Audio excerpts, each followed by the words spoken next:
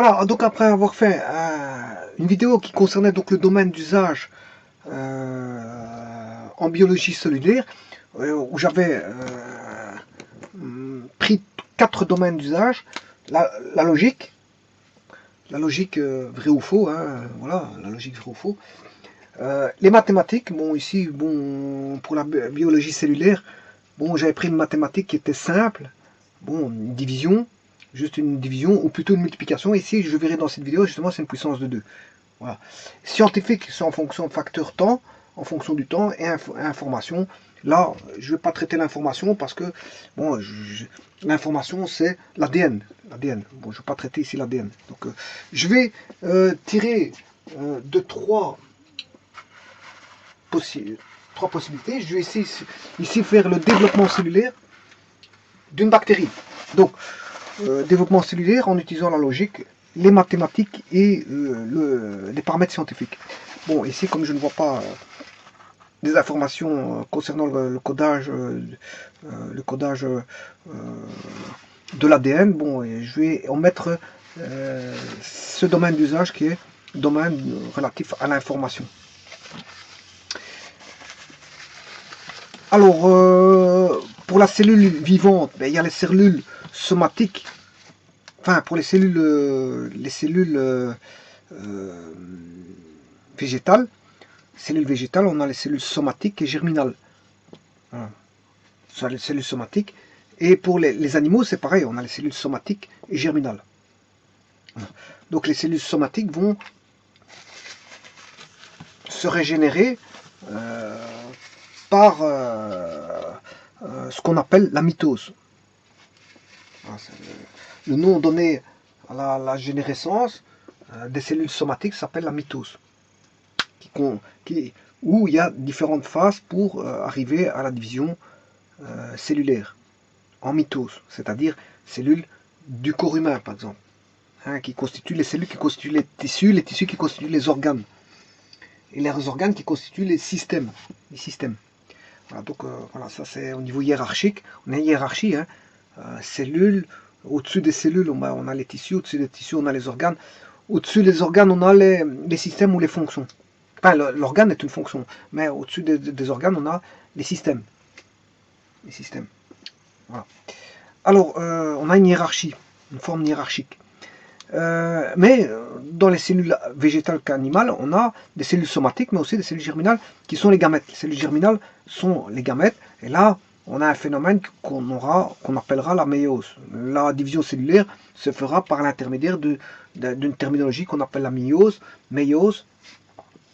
Et les cellules somatiques, ben, elles vont...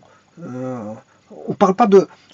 ici, pour les gamètes, on parle de reproduction, hein. On parle de reproduction, les gamètes sexuelles, c'est pour une reproduction, alors que les premiers êtres vivants étaient asexués, il n'y avait pas de sexualité sur Terre auparavant. Il n'y avait pas de sexualité sur Terre, c'est apparu avec la première apparition, je veux dire, des premiers êtres sexués. Avant ça, il n'y a pas de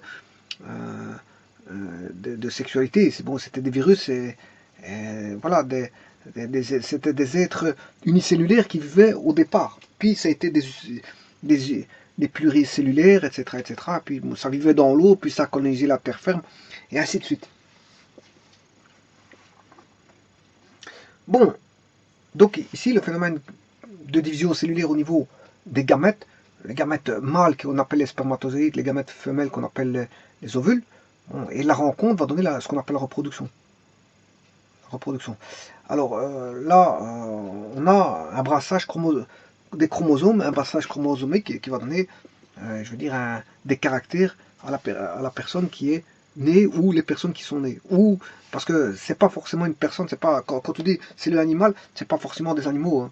Enfin, c'est pas forcément des êtres humains, puisqu'il y a des animaux dedans. Donc on peut considérer que bon, il y a des animaux qui font plusieurs œufs. L'être humain peut avoir un être humain, deux êtres humains, c'est voilà, des jumeaux, des triplés, des quadruplés, des quintuplés. Voilà, après à un moment donné, ça commence à être difficile d'en avoir un peu plus. Mais il y a certains animaux, ils font 5-6 œufs. Ou une panoplie d'œufs. Voilà, il faut une panoplie d'œufs. Voilà, donc ils ne font pas chaque fois un œuf. Hein. C'est pas chaque fois un œuf qui ressort. Voilà. Donc ici, on peut avoir plusieurs en une fois. plusieurs œufs, pour certains animaux. Voilà. Alors, pour les cellules du corps humain, là, si on se blesse, ben, ils vont se cicatriser. C'est un phénomène qu'on appelle la mitose. Mitose.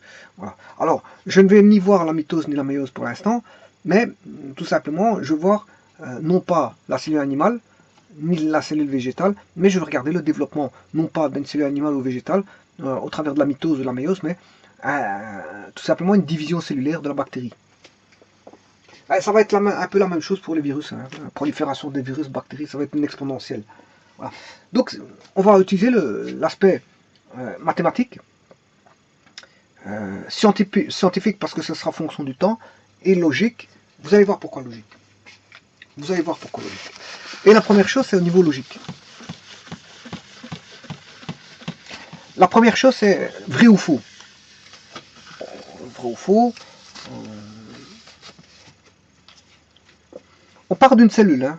On parle d'une cellule bactérienne. C'est une bactérie. Une cellule. Cette cellule-ci, ben, on a une division par deux. Donc elle va en donner deux. Elle va se diviser en deux, elle va en donner deux. Celle-ci, elle va se diviser par deux, elle va en donner deux.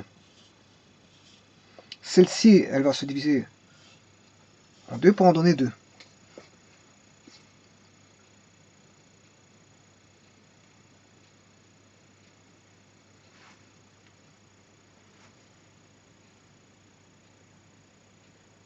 Bon, on peut avoir une division cellulaire comme ceci. Hein.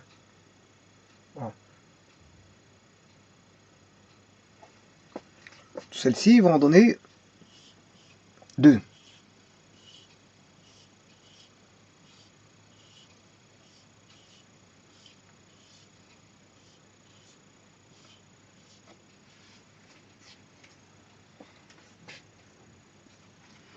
Celle-ci va en donner deux.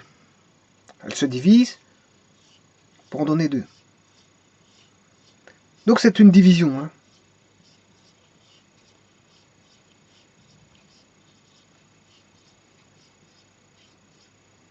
C'est bien un développement. Bon, il est asexué ici. Hein. Bon, c'est pas fait par forme. Il est asexué, c'est pas fait par forme. Il s'est pas fait par voie sexuelle. Hein.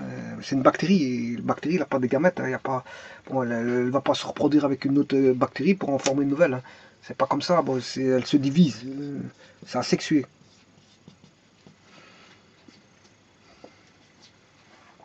Bon, mais analysons un peu plus près ceci. Donc, celui-ci, il m'en donne deux. Je suis parti d'une cellule. Hein. Là, il m'en donne deux. Mais là, on a une division binaire. Hein. Donc, on est au niveau logique. On a une division par deux. C'est une division binaire. Elle en donne deux à chaque fois. Au niveau logique, elle en donne deux.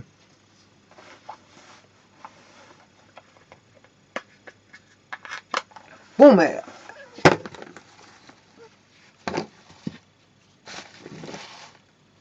celle-ci, on a deux nouvelles.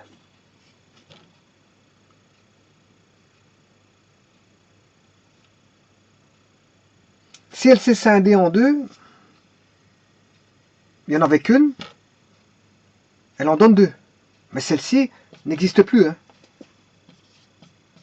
Celles-ci, elles existent. Au temps, là j'ai T0, au temps initial T0. Voilà, le temps, facteur temps intervient maintenant. Donc, c'est pas mathématique ici. Hein.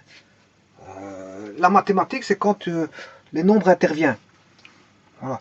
Mais maintenant, j'ai le facteur temps qui intervient. Donc, j'ai une notion mathématique plus une notion physique, plus une notion de logique binaire, parce que c'est une division répondant à la logique binaire divisée par deux. Donc ça, on est au temps T1. Au temps T1, ben, le T0 n'existe plus puisqu'il a donné deux nouvelles cellules. Une cellule en donne deux. Au temps T2, ben, il y a l'inexistence de ces deux cellules parce qu'ils ont donné chacune deux nouvelles cellules.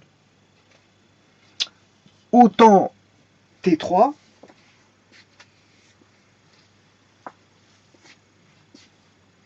ben, vous comprendrez qu'on a celui-ci n'existe plus parce qu'il a donné de nouvelles cellules, celui-ci n'existe plus parce qu'il a donné de nouvelles cellules, celui-là n'existe plus parce qu'il a donné de nouvelles cellules, celui-là n'existe plus parce qu'il a donné de nouvelles cellules.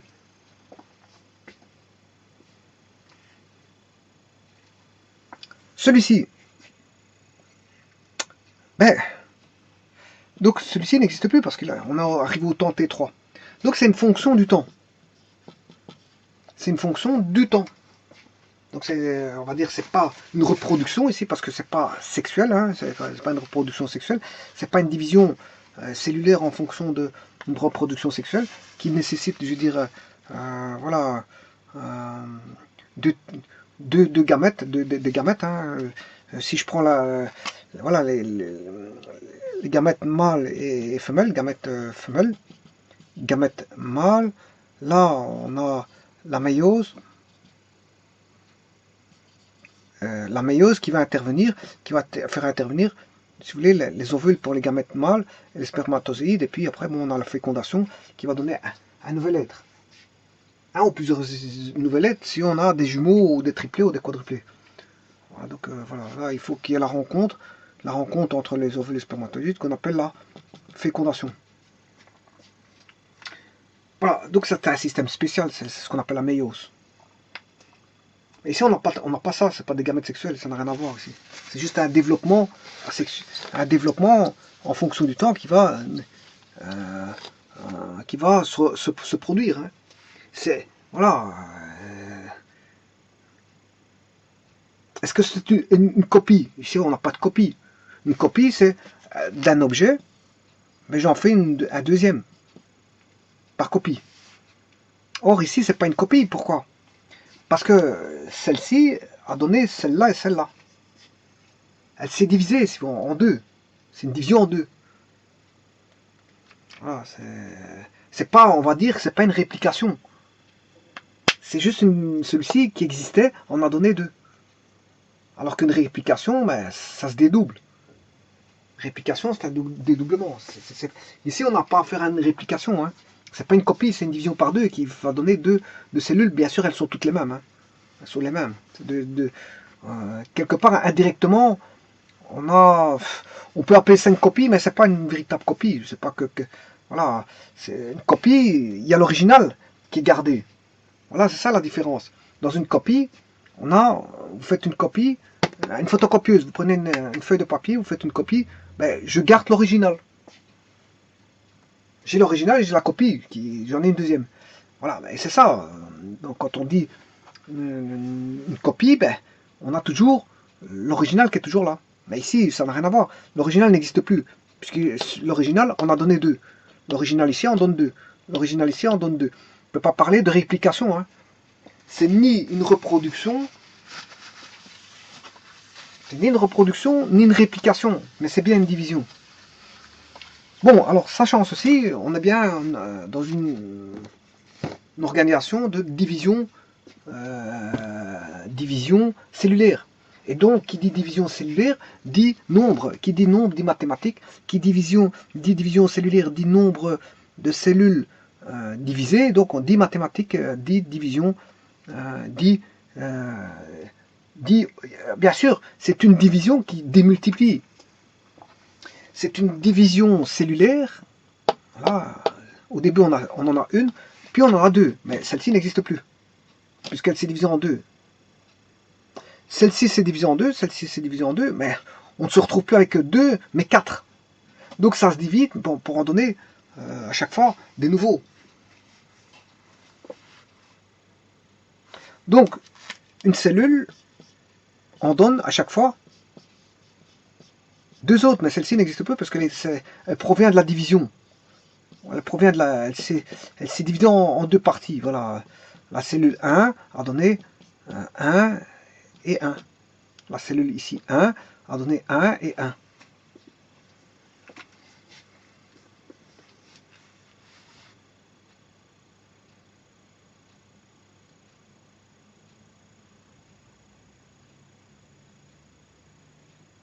Bon, alors ici, si je fais 1 plus 1, ça fait 1. 1 plus 1, ça fait 1. 1 plus 1, ça fait 1. Bon, en mathématiques, on n'a pas ça. On n'a pas cet aspect mathématique là parce que c'est une division cellulaire. Ça, c'est une division cellulaire. Hein. Celui-ci n'existe plus. Le fait qu'il n'existe plus ici, ben, on a. Voilà, cette cellule-ci, on a donné une et une. Voilà, mais 1 plus 1 fait 1. 1 plus 1 fait 1. 1 plus 1 fait 1. 1 plus 1 fait 1. 1 plus 1 fait 1. 1 plus 1 fait 1. 1 plus 1 fait 1. 1 plus 1 fait 1. On a toujours 1. Mais il y a bien sûr le temps. Au niveau mathématique, je vais vous montrer ce qui se passe. Mais avant toute chose, il y a un paramètre physique. Donc on voit bien l'arbre binaire. Hein. Ça s'accroît de. On a bien un arbre. Hein. On a un arbre binaire. Bon, ça c'est la logique. La logique, ça fait intervenir des arbres binaires. On va transparaître ici un arbre binaire. Mais sachez qu'au temps T2, le temps T1 n'existe plus, puisqu'on est au temps T2. Le temps T1 n'existe plus, donc les cellules ici n'existent plus. Au temps T3, ben, on peut plus parler du temps T2 et les cellules n'existent plus en ce temps-là. Au temps T1, ces cellules n'existent plus. Il n'y a plus rien qui existe à gauche. Voilà. Au temps T3, n'existe que ces cellules-là. Au temps T4, n'existe que ces cellules-là. Donc l'existence en un temps donné, on n'a que l'existence des cellules en un temps donné. En d'autres temps, ben, les cellules n'ont pas le même nombre. Donc on n'a pas ici un phénomène de réplication. C'est pas une réplication, c'est pas une reproduction, mais c'est juste une division, un développement. C'est un développement par division. Voilà. Un développement par division. C'est pas une réplication ni une reproduction, c'est un développement par division. Bon, sachant cela, c'est pas une reproduction parce qu'ici on parle pas de gamètes, hein, c'est pas de gamètes ni sexuelles. C'est asexué, donc ça ne sera pas être sexuel hein, puisque c'est asexué. Voilà, donc on a une division où le temps précédent n'existe plus fatalement et qu'est-ce qui n'existe plus non plus? Mais c'est la cellule n'existe plus parce qu'elle s'est divisée, elle a donné ceci, mais celle-ci n'existe plus puisque c'est celle-là qui a donné ces deux-ci. C'est celle-là qui a donné ces deux-ci. Donc, à un moment donné, quand on est là, ben, là, elle n'existe plus parce qu'elle elle a participé à ce scinder en deux. Donc, là, on a un fameux, déjà, un fameux... c'est un petit peu spécial. 1 plus 1, ça fait 1. Ouais, ben, ça, c'est... En biologie, ça fait ça. 1 plus 1, ça fait 1. Bon. Mais en dehors de ça, restons un peu plus sérieux, il y a des mathématiques derrière tout ça. Pourquoi? Parce qu'on sait bien que là, au temps T1, on en a 1. Puis on en a 2. On a une division par 2. Donc, quand on fait une division par 2, mais ça augmente. De 1, j'en ai 2. De 2, j'en ai 4. De 4, j'en ai 8. De 8, j'en ai 16. De 16, j'en ai 32. De 32, j'en ai 64. Chaque fois, je fais, bien sûr, vous aurez compris qu'on fait x2. Comme ça, on donne 2, ben, comme ceci, on a 2 nouvelles cellules. Parce qu'elle s'est divisée par 2, on a 2 nouvelles cellules. Donc, la cellule se divise en 2. Voilà, la cellule originelle, elle est là. Et ça donne 2 nouvelles cellules. Ça donne 2 nouvelles cellules. Donc on a le 1, la cellule 1, cellule 1. Bon, au départ, on avait la cellule 1. Ben, au départ, elle était comme ça. Après, il y a un processus de division, hein, au fur et à mesure, pour donner ceci, et pour finir par former ceci. Hein. Voilà, c'est tout un... Au début, on n'en a qu'une seule, comme ceci. On n'a qu'une seule. Puis, la construction à l'intérieur se fait par phase. On a une construction d'une division par 2. Et puis après, on a une séparation, départ de séparation, puis finalité d'une séparation. Donc la séparation va se faire au fur et à mesure. Hein. C'est des phases. Ça se fait par phase. Ça se fait pas comme ça. C'est pour ça qu'il faut un certain temps pour arriver de T0 à T1. Il faut un certain temps pour arriver de T1 à T2. Il faut un certain temps pour arriver de T2 à T3. Il faut un certain temps pour arriver à T3 à T4. Parce que en interne, il y a un processus qui va se faire que d'abord il y a une création voilà, d'éléments. Ils vont se scinder et suivre une certaine phase. Et c'est ces phases-là qui vont durer de T0 à T1, de T1 à T2, de T2 à T3, de T3 à T4.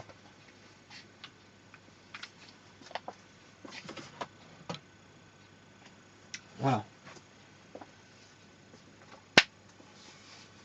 Alors, Sachant cela, donc on a les temps de durée de phase de la construction des deux cellules. Hein. D'une cellule, elle en construit deux en son sein avant d'avoir sa séparation, et donc sa division. C'est ça que je veux dire. Bon, maintenant, ça c'est au niveau cellulaire. On sait bien qu'il y a une division par deux. On sait bien que on a un dédoublement, puisque si la cellule se sépare en deux, si la cellule se divise en deux, ben, le nombre de cellules a augmenté. Là, on en a 2 à l'instant T1, là on en a 4 à l'instant T2, là on en a 8 à l'instant T3, 64, et chaque fois c'est x2. Vous aurez compris que c'est x2. Mais x2 c'est mathématique, hein. C'est purement mathématique. Hein. Faire x2, c'est mathématique. C'est mathématique, faire x2. Et plus le temps va augmenter, et plus on a une prolifération. Prolifération, c'est un joli mot. Prolifération, ça veut dire quoi? Est-ce que ça a une consonance négative ou positive? Ben, ça dépend. Prolifération, ça sous-entend colonisation. Mais colonisation, est-ce que c'est négatif ou pas? Mais ça dépend. Ça dépend. Si ce sont des bactéries utiles, ben, c'est une colonisation utile. Si c'est des bactéries pathogènes, ben là on parlera de colonisation à prédominance de prolifération. Hein. Enfin, on parlera plutôt de prolifération. On aura une colonisation, mais en même temps, cette colonisation sera synonyme d'une prolifération parce qu'on n'en veut pas. Ce sont des bactéries pathogènes qui rendent malades. Donc, autant stopper tout de suite le mal. C'est-à-dire, autant stopper de détecter. Bien sûr, il faut le détecter parce que si vous ne détectez pas ça tout de suite, mais qu'est-ce qui se passe? Mais vous ne le verrez pas. Si vous ne détectez pas ça tout de suite, c'est-à-dire si vous n'allez pas voir du personnel médical ou des personnels des soins de santé, ou si vous n'avez pas si le médecin ou si vous n'avez pas à l'hôpital, mais la perception au niveau du temps, comme c'est le début des mécanismes de développement, de démultiplication, mais si c'est une bactérie pathogène, j'ai bien dit pathogène, donc elle est en prolifération, mais tout dépend le temps pour lequel ça a démarré. Donc, si maintenant vous avez les premiers symptômes, je ne sais pas combien de bactéries vous avez. C'est valable aussi pour les virus. Hein. Les premiers symptômes, quand est-ce que vous avez au niveau des premiers symptômes, combien de bactéries avez-vous déjà dans le corps? Combien de virus avez-vous déjà développé dans le corps? On ne sait strictement rien. Donc, à un moment donné, je veux dire, le temps, c'est fondamental d'aller tout de suite voir un médecin si qu'une personne a de la fièvre. De la fièvre, c'est-à-dire ces premiers symptômes qui apparaissent, je veux dire, du mal. Mais les premiers symptômes du mal, c'est parce qu'en fait il y a un mal, mais c'est le mal, il est là depuis quand? Voilà, parce qu'il y a une période d'incubation, voilà, et c'est toute cette période-là, il y a un développement. Et le problème, c'est qu'il ne faut pas trop tarder, parce qu'il y a des bactéries qui sont mortelles. Je veux dire qu'ils vont, si vous laissez un certain temps, ben, ces bactéries-là peuvent tuer. Peuvent provoquer une septicémie ou quelque chose comme ça. Voilà. Et maintenant, si c'est des virus mortels, bon, s'ils colonisent énormément le corps, ben, fatalement, pour les enlever, ça sera d'autant plus facile parce qu'ils seront en nombre, ça c'est de 1, et deuxièmement, s'ils sont d'autant plus virulents, c'est encore plus grave. Hein. Ils sont virulents, ils sont en nombre. Donc, s'ils sont en très grand nombre, ben, c'est comme une guerre, si vous avez trop de soldats dans la partie adverse, je veux dire, s'ils viennent en chargement et que vous arrivez à en tuer une certaine partie, mais malgré tout, il y en a d'autres qui finiront à passer. Je pense à la guerre avec, voilà, en Russie avec l'Allemagne nazie, quand elle a, voilà, il y a eu le général Zhukov, qu'est-ce qu'il a fait? Ben, il a envoyé au casse-pipe ses troupes, je veux dire, par des voies de charge, mais ça a fait des dégâts. On peut voir le nombre de morts qu'il y a eu, mais malgré tout, il a gagné sa bataille. La bataille du général Zhukov, ça a été une des manières de faire. Bon, elle est fortement discutable parce qu'il a envoyé des gens au casse-pipe à la morgue. Et d'autres sont restés handicapés. D'autres, voilà. Il y a une victoire, mais à quel prix? Bon, mais ici, c'est un peu la même chose. Je veux dire, si le corps ne sait pas se battre vis-à-vis d'un nombre. Le général Zhukov, il aurait pu gagner autrement sa guerre. Hein. Bon, il fallait pas faire forcément des charges comme il a fait. Il suffisait d'isoler. Voilà les soldats adverses, et quand il manquait c'est ce qu'il a fait en partie, mais il l'a pas fait complètement parce qu'il s'est quand même battu en envoyant des troupes, mais il l'a fait en partie, c'était d'isoler les soldats adverses, Et bon, comme ils n'étaient plus ravitaillés, ben, à ce moment-là, ils auraient fatalement, bon, c'est des êtres quand même qui ont une certaine conscience quand même, ils auraient levé le drapeau blanc en disant qu'ils crèvent de faim. Et donc à ce moment-là, c'est la cueillette c'est la prise de la cueillette sans trop d'efforts. Voilà, donc les mettre dans des, voilà, des, des camps de prisonniers, les mettre dans des camps de prisonniers en attendant la fin de la guerre. Mais en attendant, je veux dire, il a envoyé plein de soldats au casse-pipe en envoyant dire, faire des charges comme ça. Mais bon, beaucoup de soldats, beaucoup de pays ont fait des charges comme ça. Hein.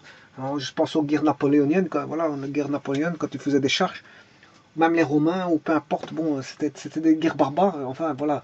Et tout ça, c'est pour vous dire que ça amène beaucoup de tués, de blessés de part et d'autre. Hein. Que ce soit d'un côté ou de l'autre, il y a plein de blessés, plein de tués, notamment avec la chirurgie qui n'était pas.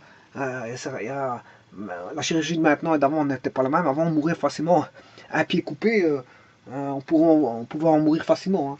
Hein. L'écoulement de sang qui se faisait, bon, au niveau d'une artère fémorale, c'était la mort directe. Hein.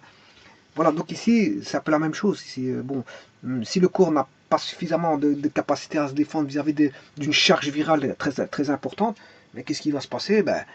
Euh, le corps ne saura pas se battre. Et même, maintenant, il faut peut-être un apport médicamenteux, mais malgré tout, malgré l'apport médicamenteux et le combat du corps, c'est peut-être même pas corps suffisant, parce qu'en fait, ils sont très nombreux, très nombreux. Et ça, c'est parce que pourquoi? Pourquoi? C'est parce qu'en fait, le temps qui a été pris pour prendre en charge la maladie n'a pas été fait tout de suite dans les délais qui faisaient en sorte qu'on avait encore une quantité de bactéries ou de virus où on pouvait encore éliminer. Maintenant, s'ils ont pris l'ascendant, soit il faut attendre que bon, c'est une maladie qui va être soignée au fur et à mesure, soit naturellement, soit par voie médicamenteuse, mais si c'est une maladie virale très virulente, très dangereuse, et qui peut causer une mort, ça peut causer la mort de la personne. Parce que la personne ne saura pas se combattre ni avec des médicaments, ni le corps lui-même, ni avec des médicaments. Et ni le corps et des médicaments ensemble. Ils ne seront pas parce qu'il y en a trop. Il y en a trop il y en a trop et ils sont trop virulents. Donc trop et trop virulents, c'est fini. Par contre, s'ils étaient virulents et qu'on savait les avoir dès le départ, parce qu'il y en avait très peu, dans le combat, ils pouvaient être encore menés. Mais maintenant, quand ils sont trop virulents, ça veut dire en face, l'armée d'en face est méchamment bien équipée avec de l'artillerie lourde qui n'arrête pas de vous bombarder. Mais tout ce que vous ne savez pas vous combattre vis-à-vis d'eux, si ce n'est que de vous cacher. Hein. Et alors, en attendant, ils avancent. Hein. Alors, même si vous vous cachez, ils vont avancer, ils vont vous attraper, ils vont vous cueillir dans un trou, ou dans une tranchée, ou peu importe. Hein. Donc, ici, c'est pareil. Bon, ici, s'ils sont très virulents et trop nombreux, ouais, voilà, ils sont trop forts. Ils sont trop forts et en surnombre. Donc, pour les avoir, ça va être difficile. Hein. Voilà. Donc, ici, quand quelqu'un a une maladie, il vaut mieux intervenir le plus tôt possible pour détecter la maladie. Encore faut-il la détecter parce que les symptômes ne viennent pas tout de suite. Hein. Encore faut-il la détecter. Et quand certains commencent à avoir des symptômes, ils pensent que c'est pas grave, ou alors ils vont à l'hôpital, mais alors on les renvoie à la maison en disant que c'est pas grave. Mais parfois, il y en a qui reviennent à la maison, mais ils en meurent de leur maladie. Hein. Parce que oui, c'était grave, c'était grave. Oui, c'était grave, parce qu'il y a voilà, des personnes qui renvoient à la maison en pensant que bon, c'est une petite grippette ou c'est une petite, voilà, c'est quelque chose qui va passer, mais non, non. Il y a beaucoup de gens qui meurent comme ça à la maison, ou qui retournent à la maison et puis après leur, leur état se dégrade et ils se retrouvent de nouveau à l'hôpital, mais il est un peu trop tard, hein, je veux dire, de gérer le mal, parce que le mal est fait. On a trop attendu, trop attendu.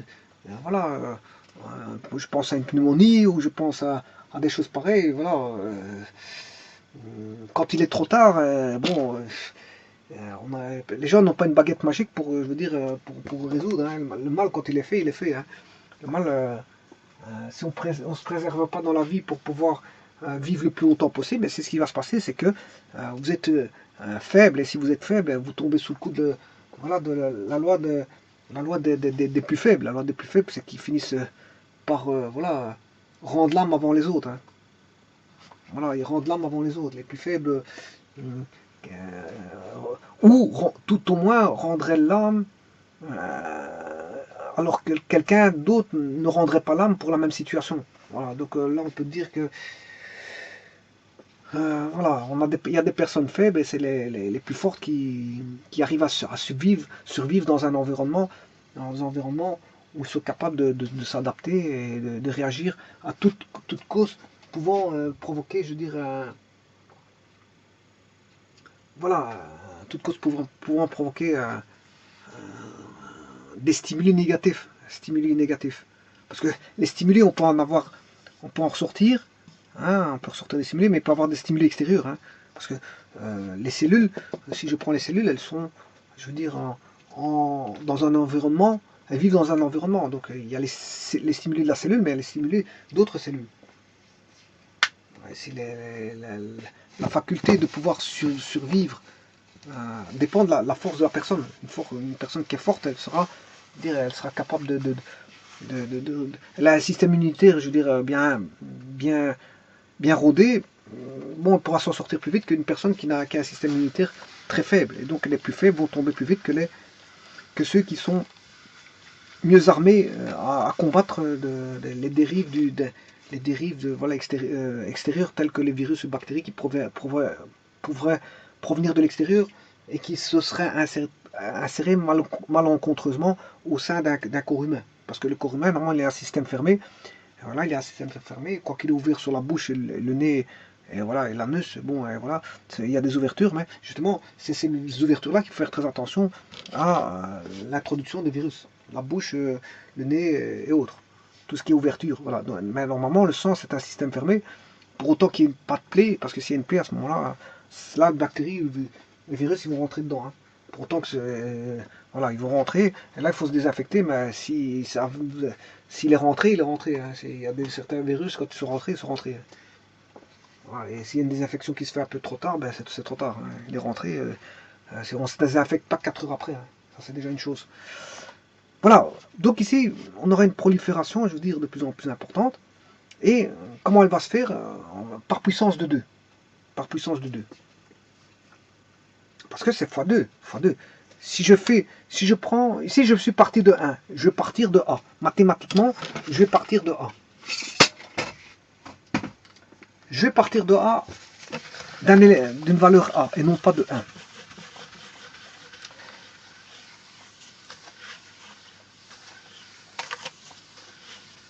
Je pars de A. Et puis, je fais fois une certaine valeur. A, je fais fois Q. Bon, je vais aller en ligne, parce que c'est vrai que j'aurais peut-être pas de place comme ceci. Je fais fois une certaine valeur, c'est ce qui se passe ici. Hein. Je suis parti de 1, une bactérie. J'ai fait fois 2. Puis, le précédent, c'était ça.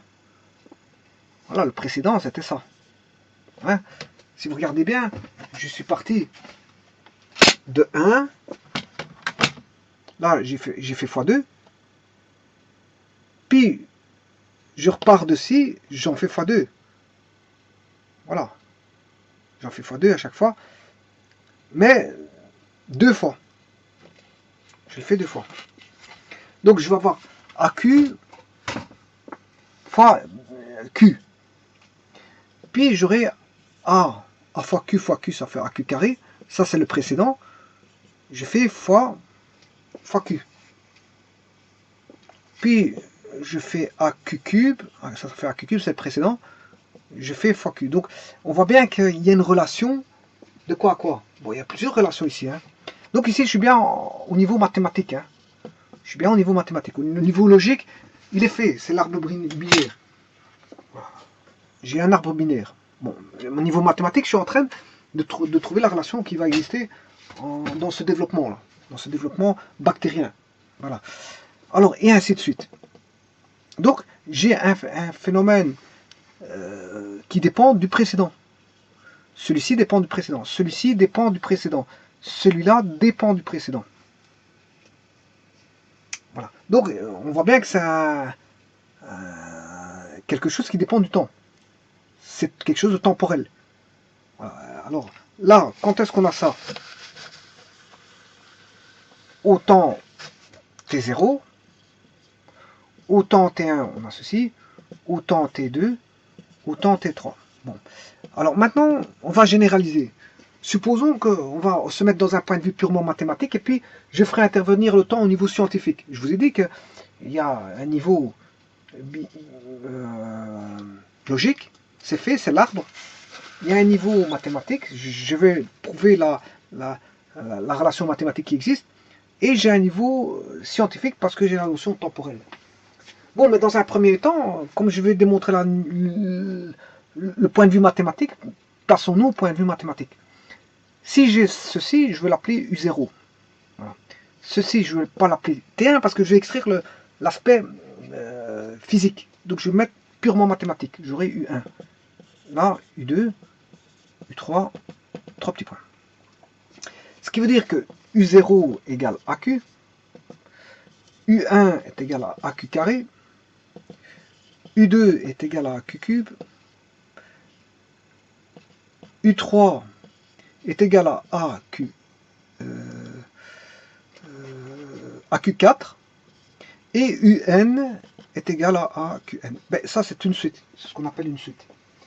C'est une suite dont la raison est Q. La raison est Q. Chaque fois, l'évolution se fait par Q. A fois, là, on a A fois Q, AQ fois Q, AQ carré fois Q, AQ cube fois Q. Ben, donc, AQ cube, c'est quoi? C'est le précédent. Hein. AQ cube, AQ carré, c'est le précédent. C'est AQ fois Q. Voilà. Donc, la raison, c'est Q. On a une suite qui est démultipliée par Q. À chaque fois. On a à chaque fois fois Q. Fois Q. On a le précédent fois Q. Le précédent AQ fois Q. Ouais. AQ fois U. Ouais, ici, c'est plutôt le précédent fois Q. Le précédent AQ carré fois Q. Le précédent AQ cube fois Q. Ben, on a bien une suite qui est démultipliée par Q. C'est ce qu'on appelle une suite géométrique. On a une suite géométrique de raison Q. C'est une suite géométrique de raison Q. Bon, voilà. Donc ça, c'est ce qu'on sait déjà. Voilà. Alors, la différence ici, c'est que, bon, j'ai un arbre binaire. J'ai le Q, la raison, c'est 2. La raison, c'est 2. C'est une démultiplication par 2. Fois 2, fois 2, fois 2, fois 2. Et j'ai commencé pour A égale 1. Voilà. Donc ici, je vais prendre A égale 1 et Q égale 2. Ce qui veut dire que j'ai la raison qui vaut 2 et le terme initial vaut 1. Voilà, le terme initial vaut 1. Alors le premier, j'aurai 2. 2. Le premier, j'aurai... Est-ce que j'ai 2 au premier? Ben oui, j'ai 2 au premier. Pourquoi? Parce que c'est 2 exposant 0. 2 exposant 0, ça fait 1. Là, j'ai combien? J'ai 2 exposant 2. Ce qui fait 4. Là, j'ai 2 exposant 3, ce qui fait 8. Et on voit bien la suite. Hein. Hein, c'est AQ. A. AQ. Où la raison, le A vaut 1. Parce que je démarre avec A initial qui vaut 1. Et la raison vaut 2. Donc 1 fois 2, ça fait bien 2. Ensuite, j'ai le précédent, 2 fois 2. Ce qui fait 2 au carré. Ça fait 4. Puis là, j'ai 4. Le précédent, c'est 4, c'est 2 au carré. Fois 2, ça fait 8. Puis j'aurai 2 exposant 4, ça fait 16. Voilà, c'est 8 fois 2, ce qui fait 16. 2 exposant 5, qui provient de 16 fois 2, ça fait 32. Et là, j'ai 2 exposant 5, ce qui fait 32. 2 exposant... comme c'est 4, c'est 2 exposant 2, fois 2, ce qui fait 2 exposant 8, ça fait 2 exposant 3 là. Là, on a 2 exposant 3. Là, on a 2 exposant 8, c'est 2 exposant 3 fois 2, c'est 2 exposant 4. 2 exposant 16, c'est 2 exposant 4 fois 2, ce qui fait 2 exposant 5. Et ainsi de suite.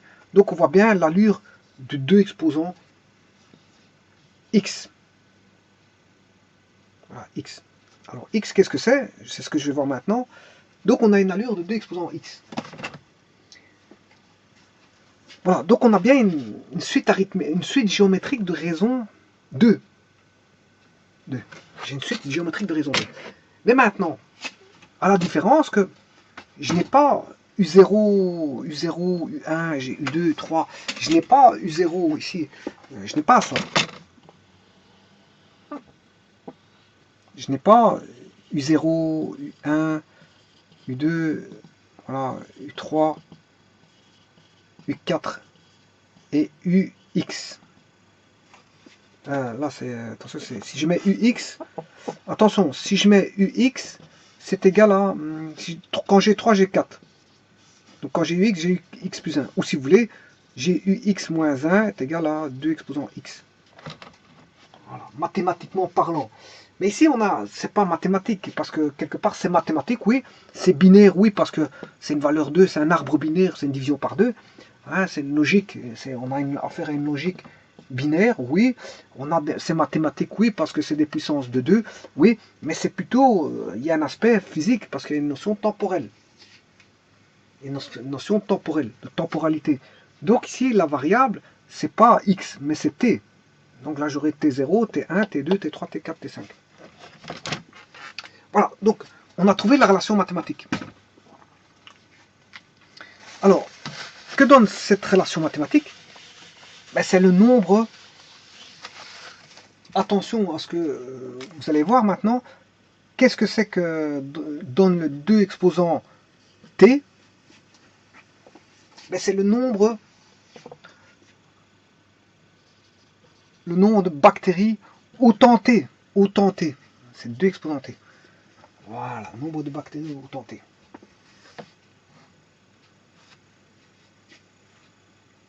Alors, voyons voir.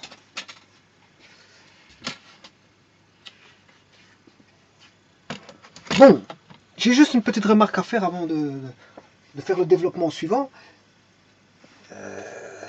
Bon, ici on a affaire à une division cellulaire.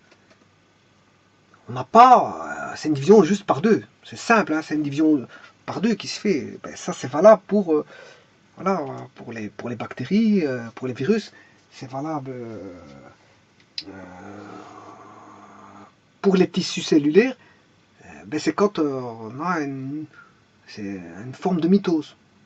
Parce que, bon, le mitose, bon, c'est un développement comme ceci. Hein. C'est un développement comme ceci. Donc, par 2, ça se divise par 2 comme ça. Mais, vous allez me dire, pourquoi là, au niveau des... Ici, mitose, c'est quand il n'y a pas de sexualité. Bon, il n'y a pas de sexualité qui intervient. Donc, par exemple, les cellules, quand elles se régénèrent de la peau, il n'y a pas de sexualité. Ça ne se fait pas par sexualité. Hein. Ça se régénère parce que c'est juste une division cellulaire. Hein. Les bactéries, c'est la même chose, c'est une division cellulaire, et le virus, c'est une division cellulaire. Il n'y a pas d'accouplement pour avoir cette division cellulaire. Par contre, quand il y a, ça c'est en mitose, mais quand on a la méiose, c'est autre chose. Là, à ce moment-là, on a une division cellulaire, mais c'est un peu spécial. Pourquoi elle est spéciale? Pourquoi elle est spéciale par rapport à une mitose? C'est parce qu'en fait, tout simplement, il y a un brassage génétique qui va tenir en compte dans la génération. Dans la génération, bien sûr, il y a il y a des gamètes mâles et des gamètes femelles, les spermatozoïdes et comment on appelle ça, les spermatozoïdes et les ovules, hein, dans un gamète mâle femelle. Mais là, c'est pour le brassage génétique, ben, on comprend qu'il y a à tenir en compte, non pas que de cellules purement et simplement. Donc, il n'y a pas ici, c'est juste une division cellulaire, mais là-bas, quand il y a la méiose, c'est autre chose. Il faut tenir compte des chromosomes, des chromatides et la quantité d'ADN. Donc, fatalement, pour la division, ben, faudra faire plusieurs phases pour avoir les chromosomes qu'il faut, les chromatides qu'il faut et la quantité d'ADN qu'il faut. Donc, c'est normal que dans la division, pour avoir la méiose, ça se fait d'une certaine manière qui est un peu plus complexe que celle-là. Ça, c'est une simple division. Hein. Ça, c'est une simple division. Par contre, dans la méiose, il faudra tenir compte du nombre de chromosomes, du nombre de chromatides formés, de la quantité d'ADN formée, et elle va suivre une certaine courbe bien définie. Donc, on n'a pas la même chose ici que dans la méiose. Hein. Là, c'est une simple division cellulaire, point la ligne, hein, ça se divise. Voilà. Mais maintenant, ce que je suis en train de rechercher ici, c'est l'aspect mathématique que ça va avoir. Alors, l'aspect mathématique, je vous l'ai dit, c'est du 2 exposant T. Voilà, il est là, c'est le nombre de bactéries à l'instant T.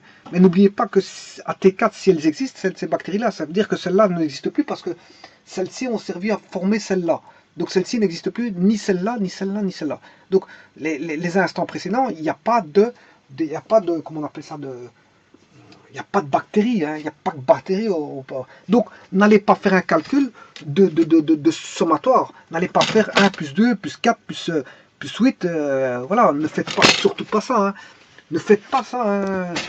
C'est-à-dire, c'est quoi comme une suite géométrique? Ben, c'est 1 moins Q n plus 1 sur 1 moins Q. Ne faites pas ça. Pour trouver la somme, il n'y a pas de somme à faire. Il n'y a pas de somme à faire. Hein. Bon, ici, la raison, ça fait combien? 1 moins 2 sur 1 moins 2. Voilà, et là, le A, il vaut 1. Donc ici, normalement, il y a un A. Le A. Ici, le A, il vaut 1. Voilà, le A, il vaut 1. Ici, dans ce cas-ci, le A, c'est A1 fois 1 moins Q. Voilà. Parce que c'est... Si j'aurais quoi?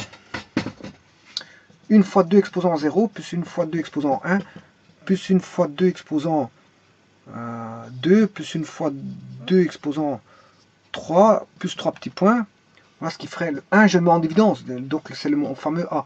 Et là, j'aurais 2 exposant 0, plus 2 exposant 1, plus 2 exposant 2, plus 2 exposant 3, plus 3 petits points. Voilà.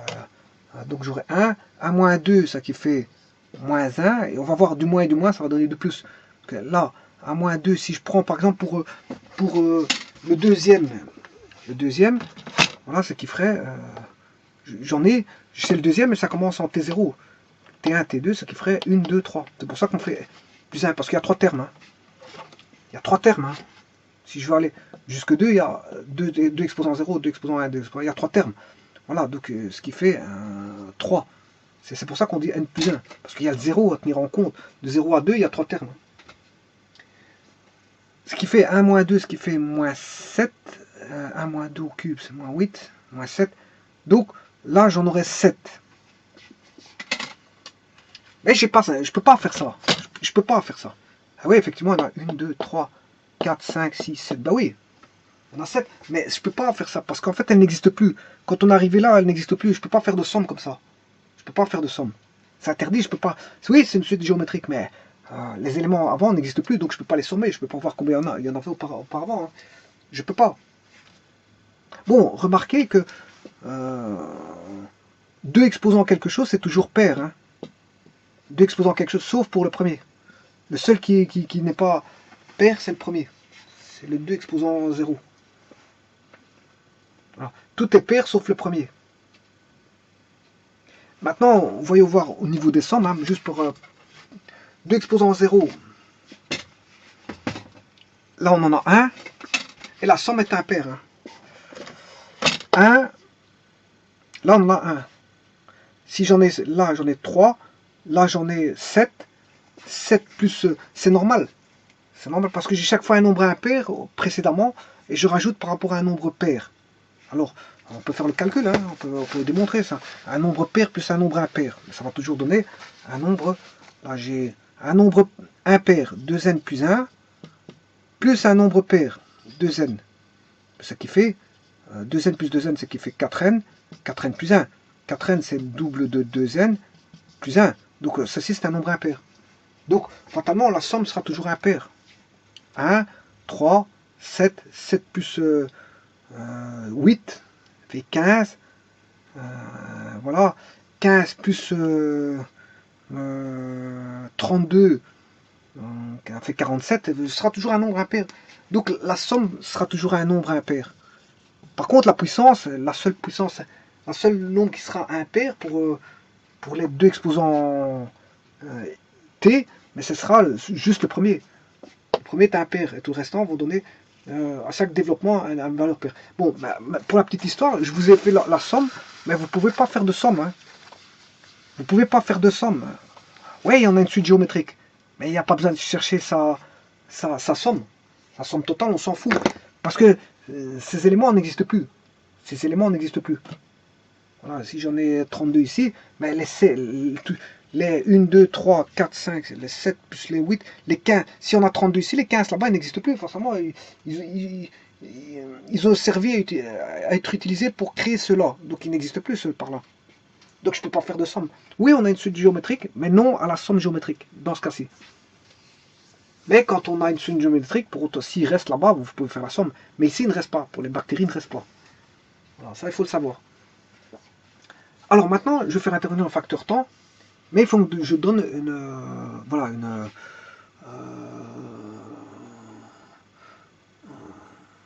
voilà. Ceci étant dit, donc les bactéries, qu'est-ce qu'elles veulent faire? Elles veulent trouver un hôte, un habitat pour proliférer et trouver, bien sûr, de la matière et de l'énergie. Et dès quel moment elles ont cet habitat, ben, elles sont contentes pour pouvoir vivre. Alors, elles sont contentes pour pouvoir vivre. Alors, c'est comme un squatteur qui trouve une maison vide, ben, bon, il rentre dans l'habitation et il veut y habiter, y vivre. Bon, mais ce qu'il y a, c'est qu'entre le squatteur, le propriétaire n'en veut pas. Bon, mais il va aller dialoguer pour le faire sortir. Par contre, une bactérie, on ne sait pas dialoguer avec une bactérie pour la faire sortir. Donc il faut un combat pour la tuer. Parce que la bactérie, elle est bien là où elle est, elle a trouvé un habitat et où se loger et où proliférer. Proliférer si c'est des bactéries pathogènes et coloniser dans le bon sens si c'est des bactéries utiles. Mais si on en veut si c'est des bactéries utiles. Si c'est des saprophytes, on en veut. Mais si parce que ça peut ramener, l'absence de bactéries utiles peut ramener à des maladies. Hein. Voilà. Quand on est en absence de bactéries utiles, ben on a des problèmes au ventre. Hein. Par exemple, si je pense aux intestins, ben on aura des problèmes aux intestins. Voilà.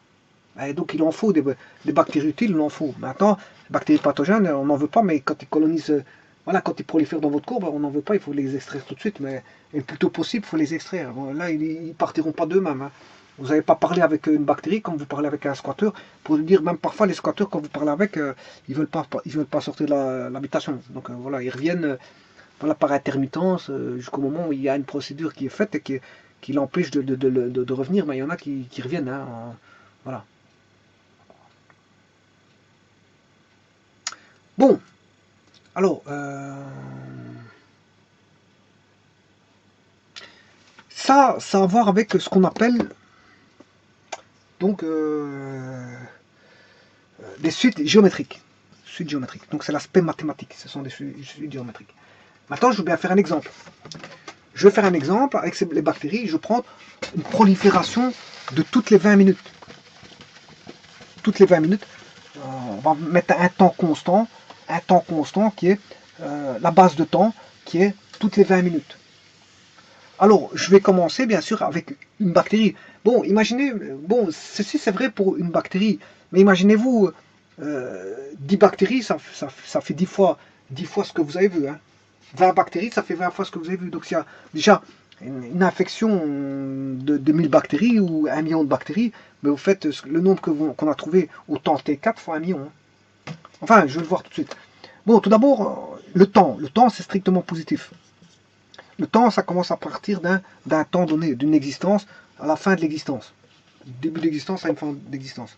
Voilà, parce que là-dedans, on va se produire des événements. Et ici, c'est les événements qui vont se produire dans l'intervalle de temps.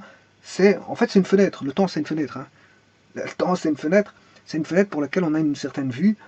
Et là, qu'est-ce que c'est que la vue ici? Ben, c'est l'existence, enfin la prolifération de la bactérie d'un temps T0 à un temps Tn. Alors, dans ce temps-là, va se décrire donc des stimuli, des événements et des stimuli. Et dans cette fenêtre, je vais considérer donc le temps est fatalement positif. Donc le temps est positif. Donc si le temps est positif, ben, je ne vais pas mettre un 0 ici et répartir du positif et du négatif. Comme le temps est positif, ben, je vais abréger mon axe en des temps. De la partie négative, il n'y en aura pas. Donc, ce qui me permettra de reculer ceci le plus à gauche possible pour gagner de la place pour situer mon axe. Bon. Donc, ici, je vais mettre mon axe T, ici. Voilà, mon axe T. T0 commence ici. Voilà, mon T0 commence là. Voilà. Et mon Tn, il va par là. Maintenant, voyons voir. Qu'est-ce que je vais mettre en ordonnée? En ordonnée, ben, on a ce qu'on appelle le nombre, la quantité de bactéries. C'est la quantité de bactéries au temps T. Quantité de bactéries au temps T. Alors la quantité, est-ce qu'elle peut être négative? Mais non, elle commence à 1. Elle ne sera pas être négative. Hein. Donc ceci est enlevé. Ce qui veut dire que mon graphique n'est tout simplement qu'à un quadrant. Un quadrant, c'est-à-dire que je vais mettre mon temps comme ceci, et j'en profite pour gagner le maximum de place en faisant ceci. Et là, j'ai la quantité de bactéries.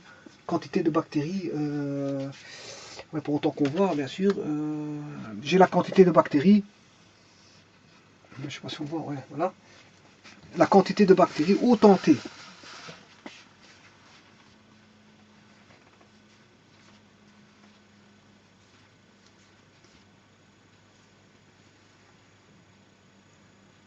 Voilà. Voilà. Donc j'ai la quantité de bactéries au temps T. Donc QB de T, quantité de bactéries au temps T. Bon, alors la première des choses à constater, c'est que, bon, j'avais dit au départ, on avait une bactérie. Une bactérie. Voilà. Ensuite, ça, une bactérie, c'est au temps T0. C'est ma fenêtre, je vais regarder de T0 jusqu'à un certain Tn. Pour autant qu'on voit, voilà. Alors, ma base de temps, c'est T1. T1, c'est 20 minutes. T2, c'est 20 minutes plus tard. T3, c'est encore 20 minutes plus tard, donc c'est ma base de temps. T3, T4, T5, T6, T7, T8, T9. Je vais aller jusqu'à T9. Voilà, avec une base de temps de... Ma base de temps est de 20 minutes. Je définis une base de temps de 20 minutes. Voilà. Alors, rappelons-nous, QB de T est égal à 2 exposant T. 2 exposant T. Bon. Alors, au temps T1, regardez ma base de temps. Ceci, c'est ma base de temps. Hein. Le T constitue ma base unitaire de temps, c'est 20 minutes. Donc, ce qui veut dire qu'au temps T1, j'en aurai combien? 2 exposant 1. Ce qui veut dire que 20 minutes après, j'ai 2 bactéries. Il y a 2 bactéries. Voilà. Ici, j'en avais 1. Maintenant, je suis à 2 bactéries au temps T1. En T2, j'en aurai 2 exposant 2, ce qui fait 4.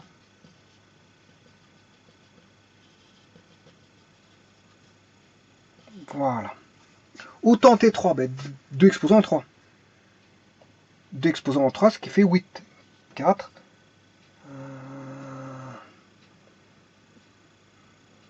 5, 6, 7, 8. Voilà, je serai à 8. Bon, je ne sais pas si on voit. Voilà, je ne peux tracer que jusqu'à 8. Parce qu'après, 4, j'en aurai 16. Je dois aller à 16. Puis j'en aurai 32. Puis j'en aurai 64. Regardez, ici, je fais juste x2. Hein. x2, j'ai pas besoin de faire l'exponentielle parce que je sais bien que c'est x2. 64. 128. Et puis...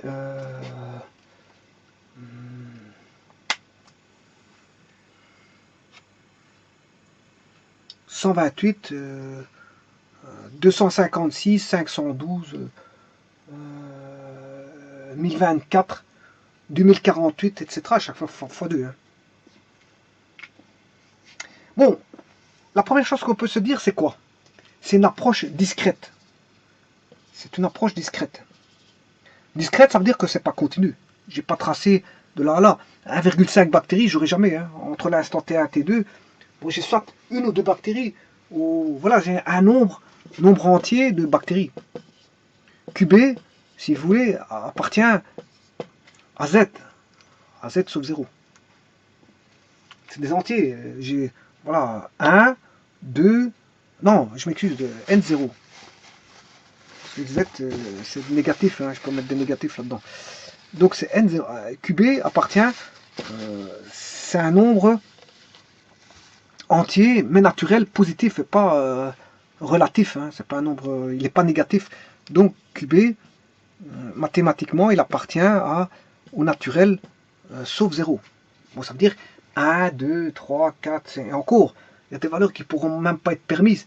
Je dirais même que il appartient à des valeurs de 2n, 2n0. Parce qu'il est pair. C'est des valeurs paires. Sauf pour la première. Ici, je viens de n0 et 1. Il appartient à ceci. Voilà, 2n0. QB appartient à 2n0 et 1.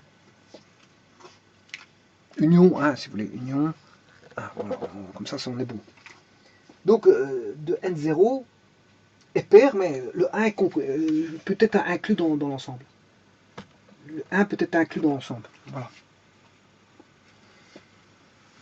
Donc vous allez voir, ici on a une base 2 qui est petite. Hein. Base 2 c'est petite. Parce que si j'avais une base 10, si QB était, supposons, une base 10, 10 exposenté. Là j'aurais 1 pour un élément, une bactérie, j'en aurais déjà 10 ici au 31. Puis j'en aurais 100, puis 1000, puis 10 000, puis 100 000. Ben, la base 10 est plus grande que la base 2, ça évolue plus vite. Hein. C'est une exponentielle de base. En fait, c'est une exponentielle de base 2 ici et 10. Et une exponentielle, plus la base est grande, et plus l'exponentielle va évoluer très vite. Voilà. Elle va évoluer très vite, cette exponentielle. Alors,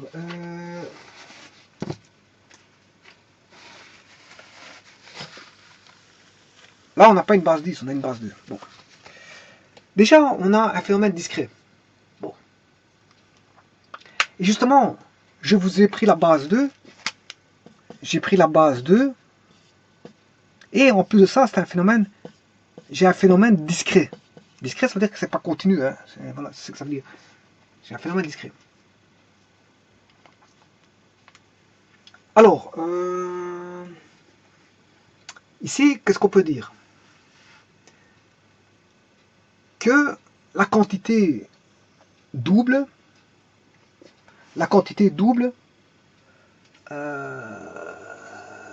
elle double dans un intervalle constant. L'intervalle, c'est 20 minutes, 20 minutes, 20 minutes. C'est-à-dire que T3, ça fait 1 heure. Hein. T6, c'est 2 heures. T9, c'est au bout de 3 heures. Bah, donc, au bout de 3 heures, ben j'en ai 512. Au bout de T9, ici, j'en ai 512. Voilà.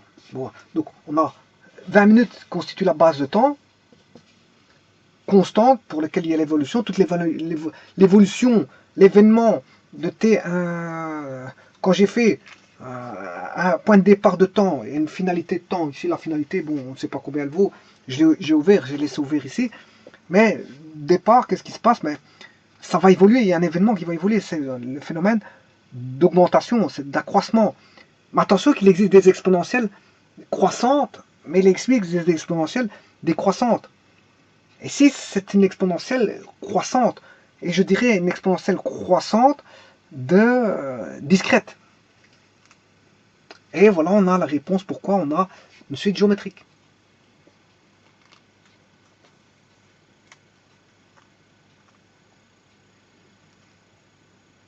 Voilà, ça explique pourquoi on a une suite géométrique. Parce que la suite géométrique est un outil privilégié, si vous voulez, pour les études à phénomènes à croissance ou décroissance exponentielle. Voilà la raison pour laquelle on a une suite géométrique qui se cache derrière quand on trace le graphique. Enfin, il faut d'abord tracer le graphique. Hein. Quand vous tracez le graphique, vous voyez qu'on a une démultiplication par 2 avec c'est discret. Et donc là, quand vous voyez que c'est discret avec une démultiplication ici par 2, maintenant c'est valable pour AQ. Hein. AQ, c'est-à-dire différent de Q différent de 2 et A différent de 1. Parce qu'ici j'ai pris 1, mais bon, ici il suffit de faire multiplier par 1000. Hein. Vous multipliez, si vous avez 1000 ici au départ, vous multipliez les valeurs. Autant T9, ça sera 512. Voilà, 1000 fois 1000. Parce que, voilà, ça sera 512 fois 1000.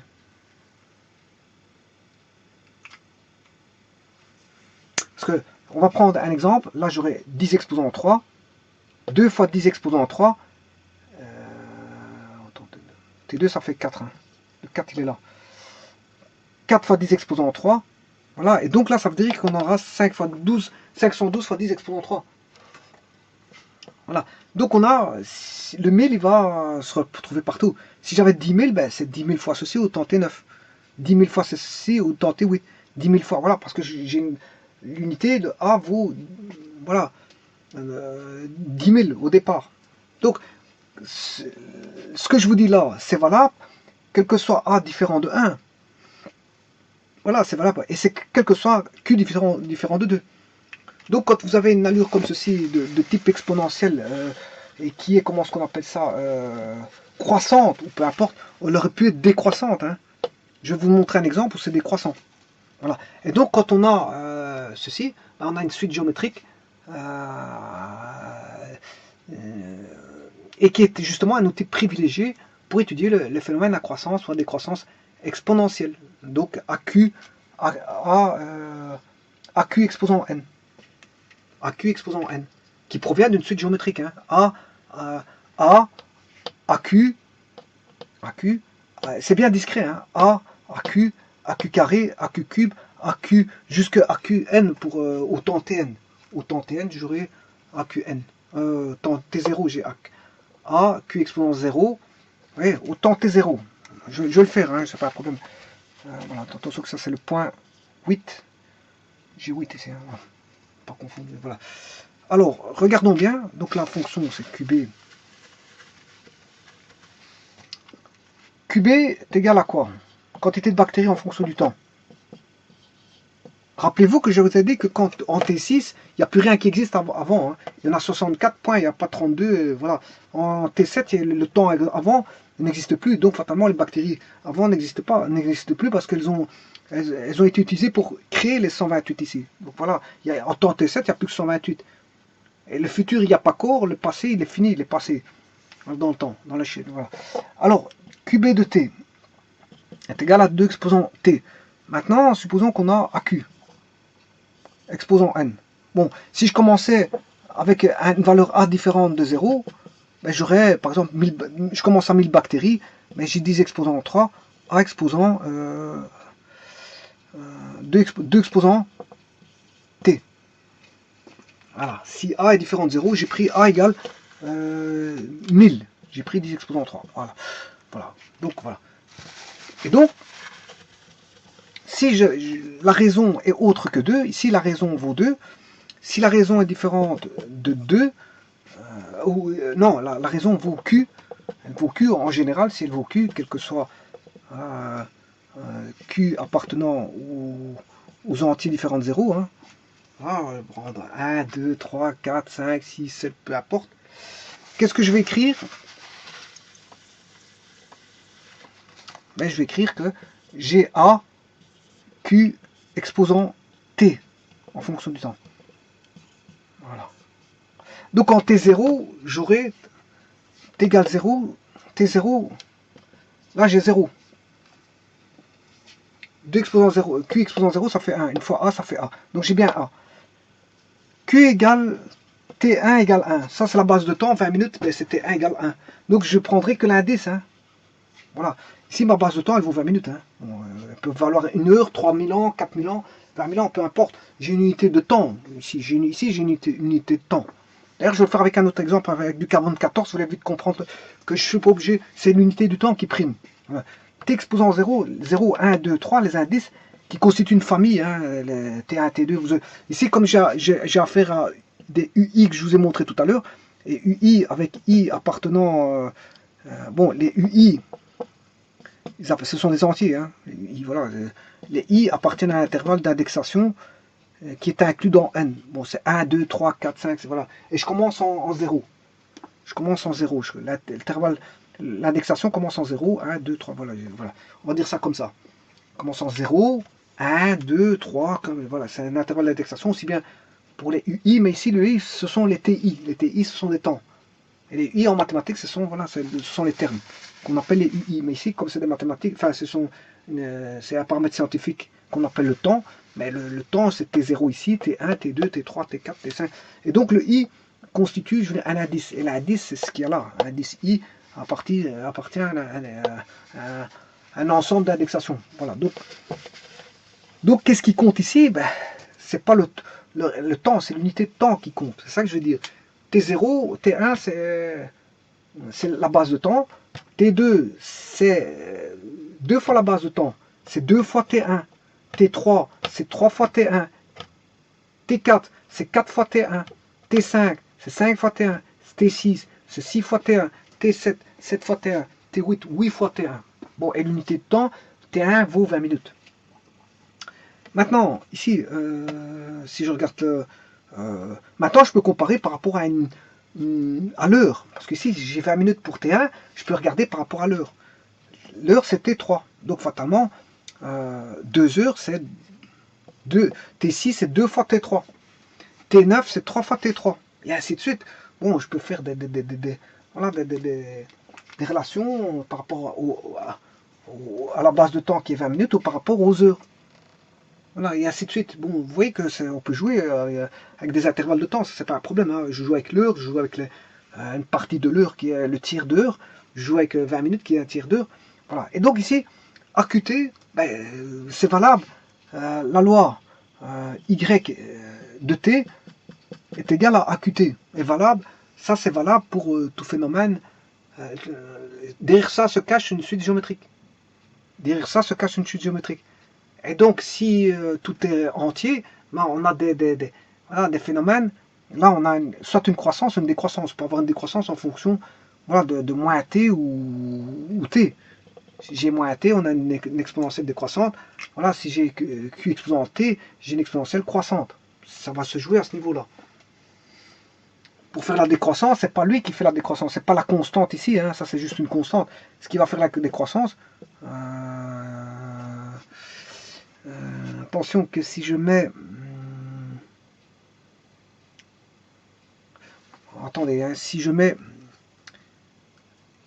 y exposant... a exposant moins x, hein, je prends un exemple, a exposant moins x. Si x vaut 3, je vais prendre 3. Je vais aller prendre x vaut 3, je vais prendre 1, 2, 3. A exposant moins 1, c'est 1 sur A. Puis 1 sur A carré, 1 sur A cube. Alors pendant que lui, il augmente, 1 sur A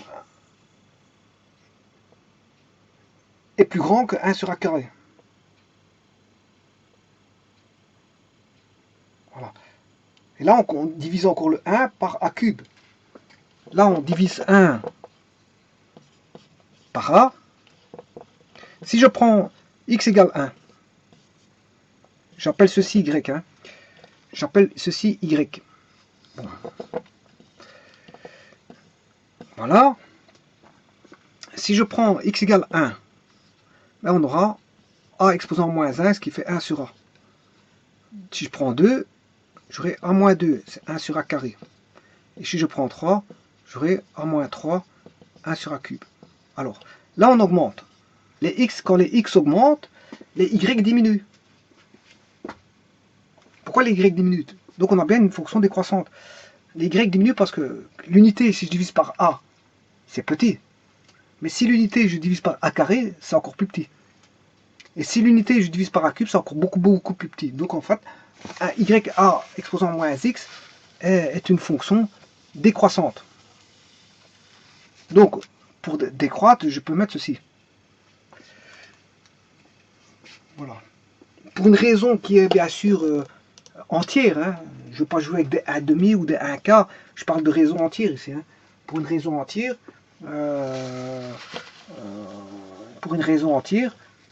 qu'est-ce qui va se passer? Ben, on a une fonction décroissante comme ceci, et on a une fonction croissante si on a plus t. Voilà, comme ceci. Voilà. Donc, ce qui veut dire qu'on peut avoir des exponentielles croissantes, suivant des phénomènes, ou des exponentielles décroissantes. Des exponentielles décroissantes. Mais ici, il s'avère que pour les bactéries, ça croît. C'est une prolifération, c'est une colonisation. Peu importe si elles sont pathogènes ou utiles, peu importe, on s'en fout de ça. On s'en fout si elles sont pathogènes ou utiles. Donc, on va avoir une croissance dans ce cas-ci des bactéries. Mais sachez que pour les phénomènes, pour étudier les suites géométriques, si vous voulez, c'est un outil privilégié pour étudier les phénomènes aussi bien à croissance exponentielle qu'à décroissance.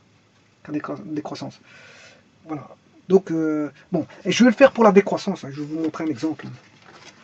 Je vais vous faire comprendre voilà, je prends le carbone 14 qui est un isotope, carbone 14 hein, qui est un isotope, à système fermé, bon, je veux dire, il perd de sa radioactivité. Bon, il est radioactif, le carbone 14, je vous le dis tout de suite. Hein.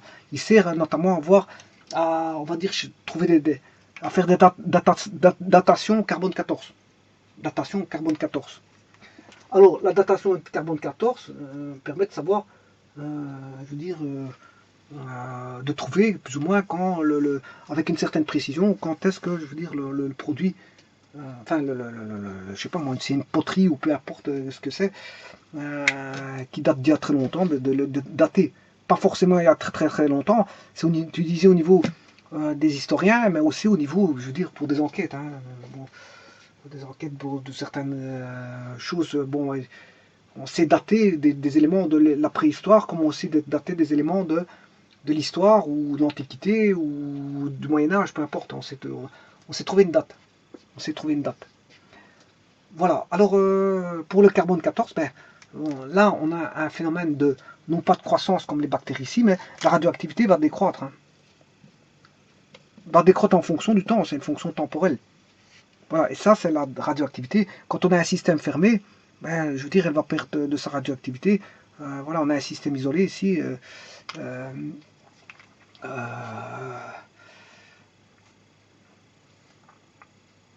Voilà, on aura un système isolé, il va perdre sa radioactivité.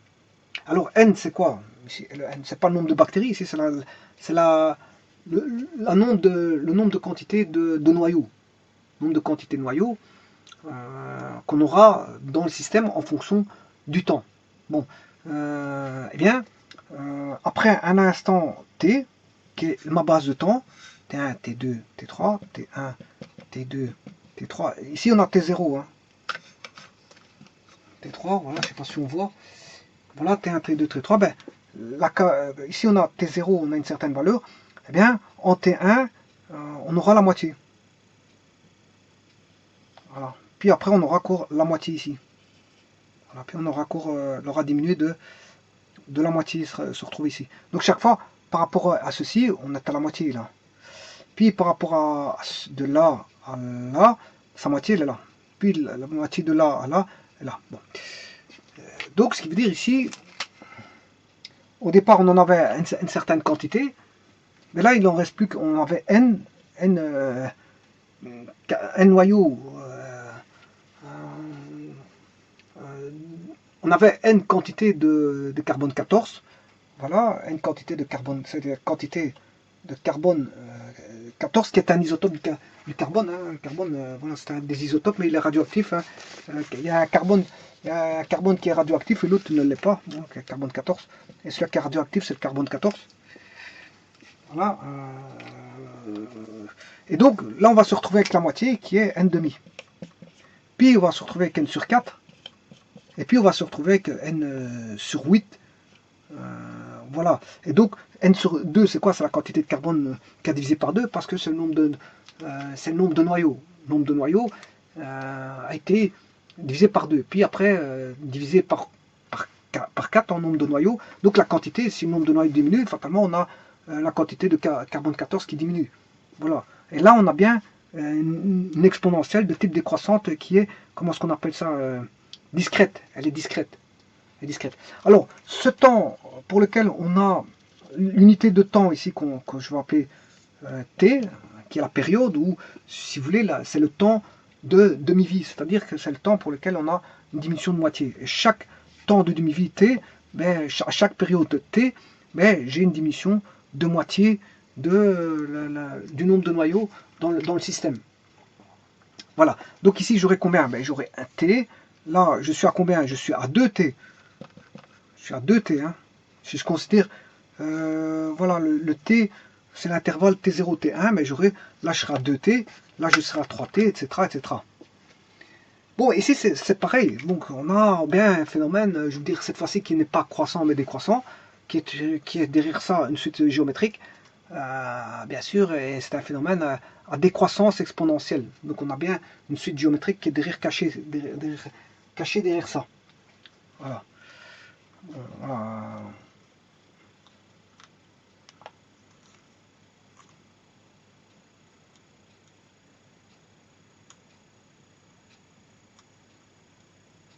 Qui répond bien sûr à y est égal à a moins AQ sur moins t. Voilà. Où le A vaut n. Hein. Le A vaut n. Le n de départ. Voilà. Et donc ça décroît comme ceci.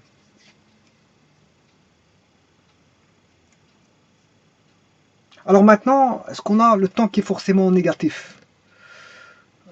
Pas forcément, hein, parce que si j'ai le Q qui fait ceci, voilà, il fait ceci, bon, un demi exposant t. Si t vaut 1, ben si t vaut 1, on a n demi. Si t vaut 2, on a t vaut 2, on a un quart n sur. Voilà, elle répond à cette. Voilà, le Q il est fixé, c'est Q égale 1 demi. Le Q vaut. Donc on n'a pas forcément moins t. Hein. Bon, si je prends par exemple un condensateur en décharge, pour avoir une exponentielle négative, il faut faut mettre moins t. Voilà, il faut mettre moins t pour avoir une exponentielle négative. Mais ici, apparemment, pour les, comment on appelle ça, le carbone 14, ben, c'est pas un moins t, c'est pas une exponentielle d'ordre moins t, mais ici c'est parce que c'est le Q qui est plus petit que 1. Le Q est plus petit que 1, et comme le t, on a un t qui est avec un signe positif devant, le t est déjà en soi positif, mais comme on a un signe positif, ben, je veux dire, il n'y a pas de problème, c'est une exponentielle décroissante, hein, ça c'est d'office. Maintenant, si je mets une valeur entière ici, que je mets un moins, là elle décroît. Si je fais ça, elle croît. Donc, ceci, avec un entier ici, ceci, ça croît. Ceci, ça décroît. Ceci, ça décroît. Ça décroît, hein, c'est la loi qu'on a ici. Et maintenant, si je devais faire ceci, apparemment, ça devrait croître. Normalement, ça devrait croître. Parce que ça décroît, ça fait que ça croît. Essayons. Bah oui, c'est parce que 1 demi, exposant moins 2. Ce qui fait... ce qui fait 4, exactement, c'est ça. Hein, ce qui fait 4. Hein. 1 demi exposant moins 2, ce qui fait 1 exposant moins 2 sur 2 exposant moins 2, ce qui fait... c'est égal à 1 exposant moins 2, ça fait 1. Et 2 exposant moins 2, ça fait 2 exposant 2 fois 1. Et 2 exposant 2 fois 1, c'est ce qui fait 2 exposant 2, ça fait 4. Voilà, donc ça fait 4. Ça fait 4. Et si je veux prendre un autre t, donc pour 2 j'ai 4, mais si je, pour 3 j'aurai 8. Donc celle-ci elle croît. Elle croît. Donc avoir un Q plus petit que 1 et un T avec un négatif devant, ben, elle va croître totalement. Donc il y a 4 cas de figure si vous voulez. Il y a 4 cas de figure. Il y a le AQT, AQ moins T, AQT, AQ moins T. Alors là, si le Q ici est entier, elle est croissante. Si le Q est entier ici, elle décroît. Si là le Q est plus, enfin si le Q est plus grand que 1, elle croît. Si le Q est plus grand que 1, elle décroît, mais parce qu'il y a un moins devant le T. Si le Q est plus petit que 1, elle décroît. Et si Q est plus petit que 1 et qu'on a un signe négatif devant le T, ben, là elle va croître. On a 4 cas de figure. Voilà. Donc ici, vous voyez que les phénomènes comme ceci, bon, d'exponentielle, ici elle est décroissante, ou d'exponentielle croissante, sont des outils privilégiés. Enfin, les études géométriques sont des outils privilégiés pour étudier les phénomènes à croissance ou décroissance exponentielle. Ça veut dire que je vous ai montré ici, on a bien un phénomène de AQT avec A qui vaut N et le Q qui vaut 1 demi ici. Le Q qui vaut 1 demi. Voilà. Et là, quand on a bien une suite géométrique, hein, je peux vous montrer qu'on a une suite géométrique. Hein. Alors, là, on a N, N demi, N sur 4, N sur 8. C'est bien une suite géométrique. Hein. N au départ, N sur 2, mais une suite géométrique décroissante. Suite géométrique décroissante. Alors que là, on a une suite géométrique croissante. Alors, maintenant, ceci étant fait, ben, on va calculer pour pour faire un tableau de bactéries pour, on va dire, 0 minutes. On sait bien qu'on en a une. Pour 20 minutes, on en a 2. Pour 1 heure, enfin, pour 20 minutes, on en a 1. On en a 2, je m'excuse. Pour 40 minutes, on en a 4. Pour 1 heure, on en a 8. Alors, pour 1h20, on a 16. 1h40, 32. 2 heures, on a 64. Alors, et puis ainsi de suite. 2h20, 2h40. 2h20, 228. 2h40, on a 256. 3 heures, on a 512. Voilà, au bout de 3 heures. Alors, je vais faire pour 4 heures, pour 5 heures, pour 6 heures, pour 7 heures, pour 8 heures, pour 9 heures. Voilà, on va aller jusque 10 heures. Ouais, on va aller jusque 12 heures. Et attention que je pars avec une base de 1. Hein.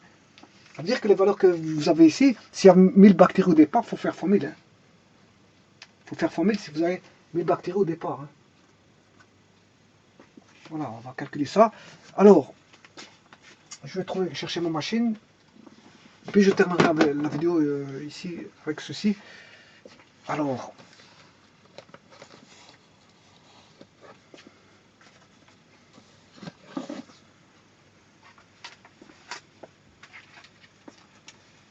il suffit de faire juste x2. Une fois que j'ai le dernier, je fais x2. J'ai pas besoin de faire 2 exposants. Voilà, j'ai pas besoin de faire 2 exposants en Q. Hein. 2 exposants en T. QB en fonction de T, c'est 2 exposants en T. Je suis pas obligé de faire 2 exposants en T. Hein. Bon, je fais juste x2. Hein. Donc je m'arrête ici, je suis en 3 heures. Ouais, donc ici je suis obligé de faire 4 heures parce qu'ici il manque un groupe. Hein. Parce que j'aurais pas 3h20, je ne l'ai pas. 3h40, je ne l'ai pas. 4 heures. Mais 4 heures, ça qui fait 4 heures, c'est 1 heure, c'est T3. Donc 4 heures, c'est 4 fois T3. 4 fois T3, ça fait 12. Ça fait voilà, 12. Je suis en T12. C'est 12 fois T1. Donc je fais 12. Vous voyez l'unité de temps. Ah ouais, j'ai oublié de vous dire que ici, l'unité de temps, la base de temps, c'est 20 minutes. Hein. Mais ici, pour la période, c'est la période de demi-vie d'un, comment on appelle ça, d'un carbone radioactif 14, isotope 14, 14 et de 5370 années. Voilà, bon, ça n'a rien à voir avec les 20 minutes que je viens de faire. Hein. Et vous voyez qu'il reste toujours quelque chose. Hein. Il restera toujours quelque chose parce que les exponentielles, on tend vers 0, mais on n'aura jamais 0. On tend vers 0, mais on n'aura jamais. C'est pour ça que je vous dis que la radioactivité, c'est très grave. Hein. Avoir de la radioactivité, ben, pour la faire partir, vous pouvez encore attendre. Il y aura toujours une infime partie qui existera toujours. Parce que, voilà, et en plus, les isotopes peuvent rester même 400 millions d'années. Voilà, quand on commence à faire des essais nucléaires ou des choses comme ça, ben, les isotopes, il y a certains isotopes qui peuvent, voilà, qui peuvent rester très très longtemps. Hein, dire, c'est bien de jouer avec le nucléaire, mais bon, il faut savoir ce qu'on fait. Hein. Une fois qu'on a mis à toucher, c'est un peu trop tard de revenir en arrière. Hein. Enfin, quand le phénomène il a été pris en compte. Voilà. Voilà, enfin bref, ici, qu'est-ce qu'on va faire? 4 heures. Donc 4 heures, on a dit que c'est 1 heure, c'est T3. Donc 4 fois T3, ça fait 12. Il faut faire, c'est 12 fois T1. Parce que T3, c'est 3 fois T1. T2, c'est 2 fois T1. Voilà. Mais comme 4 heures, c'est 4 fois T3, puisqu'une heure, c'est T3. 4 fois T3, ça fait 12 fois T1. Voilà. J'ai 12 fois T1. Donc, je vais faire 4 exposants. Non, je vais faire 2 exposants 12.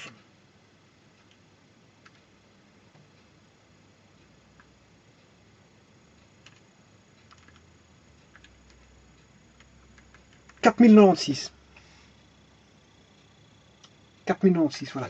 Alors, au bout de 4 heures, je suis à 4096. Bon, alors, je voulais faire x2, mais je peux pas, parce que faire x2, c'est pour arriver à 4h20. Et puis 4h40, et puis 5h. Là, je ne saurais pas faire x2, donc je suis obligé d'utiliser la fonction là. Je ne peux pas faire x2, parce que Ma base de temps, c'est 20 minutes. Là, si j'avais les 20 prochaines minutes, ce serait x2. Mais là, c'est une base de temps. Donc, si entre 3 heures et 6 heures, je fais x2 ici, x2 là et x2 là, c'est que je dois faire x8. Donc, je peux faire x8. Ça je peux. À la place de faire, de rechercher T15, T... 1 heure c'était 3, 2 heures c'était 6, 3 heures c'était 9, 4 heures c'était 12, 5 heures c'est 5 heures ce sera T15. T15, T15, 6 heures T18, 7 heures T21, 8 heures T24, 9 heures T20, T27, 10 heures T30, 11 heures T33, 12 heures T36. T36, voilà. À la place de rechercher 15, 18, mettre remplacé par 15, 18, 21, 24, 27, 30, 33 et 36, mais je vais faire chaque fois x8. Hein. J'ai le dernier nombre, je fais x8 pour avoir la prochaine heure, c'est tout. Je ferai chaque fois x8. Voilà, x8, 32 768. Ça, c'est 5 heures plus tard. 32 768. Bon. Ben, je fais chaque fois x8. 32 768 x8. 262 144. 262 144. Bon, je vais les inscrire directement sans 144. Voilà, 7 heures x 8. 2 97 152. Voilà, on a atteint le 2. Alors que là, on n'avait pas encore 1 million, là, on a déjà 2 millions. Voilà, ça commence à avoir son effet. Les bactéries, 297 152 x 8. 167 millions. 167 millions. 770. Ça a cru vite. Hein. Là, on est à 2 millions. Là, on a 167 millions. 707. Non, 16 millions. Ouais, ça va, je m'excuse. De 2 millions, on est passé à 16 millions. Ça me semblait bizarre aussi. 777 216. 16 millions. Fois 8.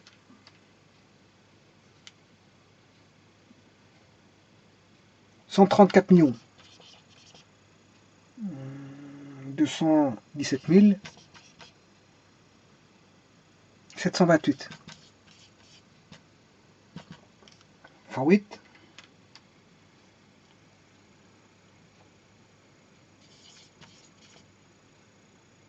741.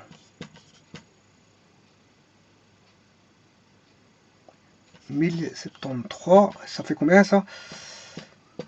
Ce qui fait, là on a, au bout de 10 heures, on en a 3 millions, 70 millions, 100 millions, 1 milliard. Au bout de 10 heures, on a 1 milliard de bactéries. Fois 8. 592.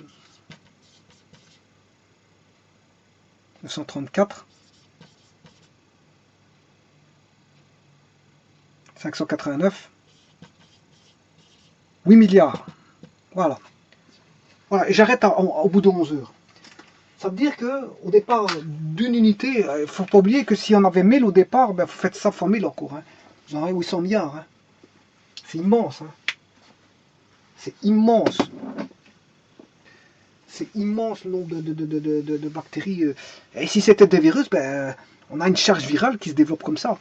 Donc, si vous n'intervenez pas tout de suite pour déjà combattre ou tuer certains, et essayer d'arrêter la progression virale ou bactérienne, ben, vous allez vous retrouver avec une charge virale bactérienne qui va vous envahir, hein, va envahir le corps. Hein. Ça, d'office, on comprend pourquoi, je veux dire, le corps déclenche un système immunitaire, déclenche le système immunitaire pour combattre cette charge-là à combattre. Hein. Bon, c'est immense. Hein.